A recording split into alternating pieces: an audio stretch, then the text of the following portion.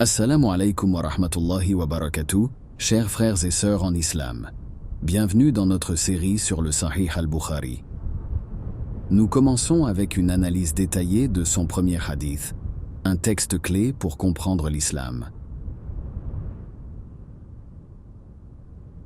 Rapporté par Umar ibn al-Khattab, le deuxième calife après le prophète Muhammad, paix et bénédiction d'Allah sur lui, ce hadith renvoie à l'émigration hijra de la Mecque à Médine en 622. Cet événement marque un tournant crucial dans l'histoire islamique, symbolisant la quête de la liberté religieuse et l'établissement d'une communauté musulmane unifiée.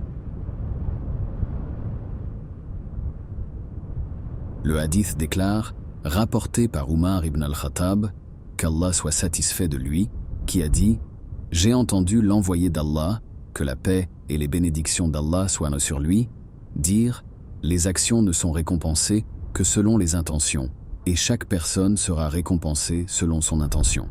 Ainsi, celui dont l'émigration était pour Allah et son messager, son émigration sera comptée comme telle pour Allah et son messager. Et celui dont l'émigration était pour quelque avantage mondain ou pour une femme qu'il désirait épouser, son émigration sera comptée comme telle pour ce pourquoi il a émigré. » Sahih al-Bukhari, livre 1, hadith 1a. Cette maxime, prononcée par le prophète, paix et bénédiction d'Allah sur lui, place l'intention niya au cœur de toute action. La niya est considérée non pas comme une pensée éphémère, mais comme une orientation profonde et sincère du cœur vers un objectif.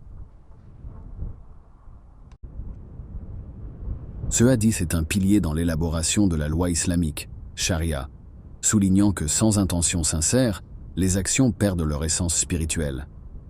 Il enseigne que la sincérité et la pureté des intentions sont primordiales pour éviter l'hypocrisie et atteindre une spiritualité authentique. À travers ce hadith, les musulmans sont encouragés à une introspection constante et à purifier leurs intentions dans tous les aspects de la vie. Prière, travail, relations. Cela renforce le concept que les actions alignées sur les commandements divins acquièrent une signification profonde et éternelle. Ce hadith nous rappelle que les jugements divins se basent sur les intentions du cœur, nous invitant à une amélioration constante de nos motivations intérieures. Merci de nous avoir rejoints pour cette réflexion. Wa alaykum assalam wa rahmatullahi wa barakatuh. Ne manquez pas notre prochain épisode où nous explorerons le deuxième hadith du Sahih al-Bukhari, qui aborde un autre aspect essentiel de la foi islamique. Abonnez-vous et partagez vos pensées dans les commentaires.